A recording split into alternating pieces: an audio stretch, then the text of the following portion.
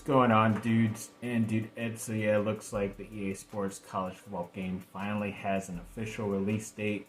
Looks like it's going to be July 19th, so pretty close to my birthday, but about a month away or so. But yeah, definitely looking forward to it.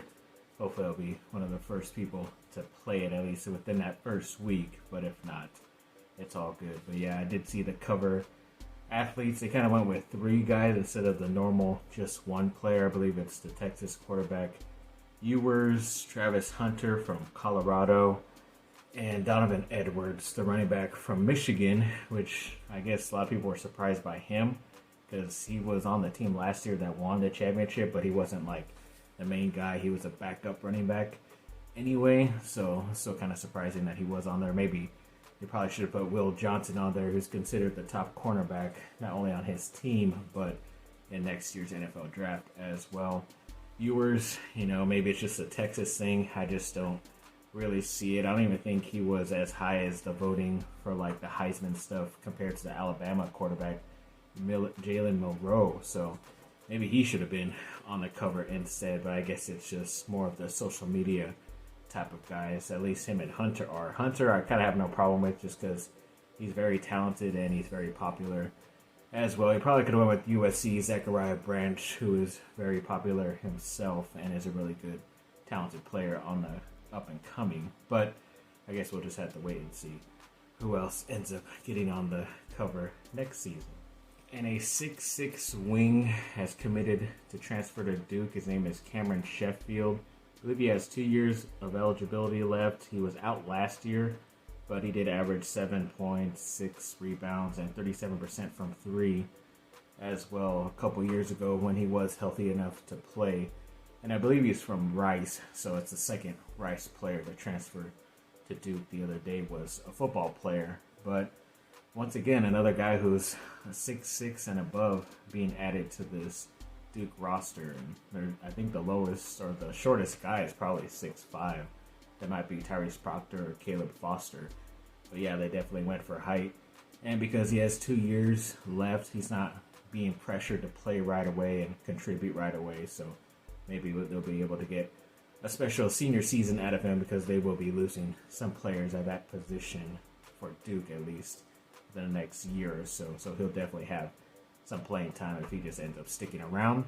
Then House of Victory did make a couple signings for USC. They did sign the freshman cornerback Marcellus Williams and the edge player Cameron Fountain, the incoming freshman as well. So yeah, two young guys are going to start making money on their name for the NIL Collective and USC. So congrats to those guys. And there have been a couple of new additions to the men's basketball team at USC. They did add an assistant coach in Quincy Pondexter. That name sounds familiar from the NBA days, so I guess he was a sort of recent player.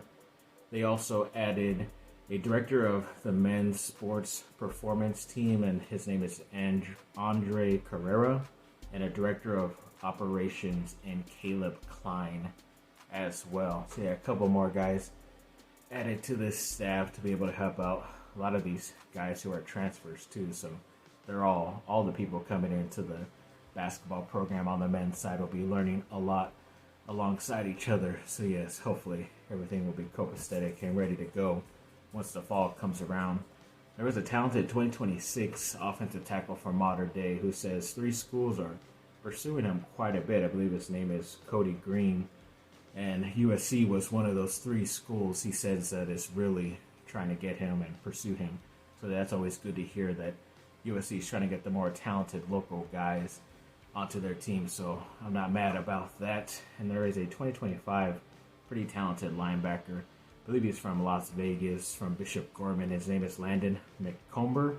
And he set up an official visit to USC on June 21st. So yeah, that's going to be coming up in a couple of weeks as well. So yeah, or maybe next month or so. Yeah. So yeah, either way, he'll be joining a lot of those guys coming in with the next month and a half, and hopefully they'll be able to steal one of the better guys from out there in Las Vegas. An incoming USC women's basketball player, the 5-star Avery Howell, was added to the Canadian senior national team's roster for their training camp or something like that. So I guess she'll be up there once they're getting prepared to make the trials, I guess, to go into the Olympics. I'm assuming if she's doing that, then Canada is already going to be playing in the Summer Olympics, but maybe it's just a tune-up for the next couple years down the road. But either way, that's how talented these players are that are coming on the women's side as well. They're already on the senior team, which means that's the main team and not like the under team. I believe two of the other players for the U.S., Kennedy Smith and Kaylee Heckel, are on the under team, but that's just because of how talented the USA side is always. But either way, congrats and good luck to her. And then Duke baseball is starting a pretty big series against their hated rival, North Carolina, and they were able to get that first game today and winning that 5-3. So that was good to see. Hopefully they will be able to win this series and head into the ACC tournament on a good run.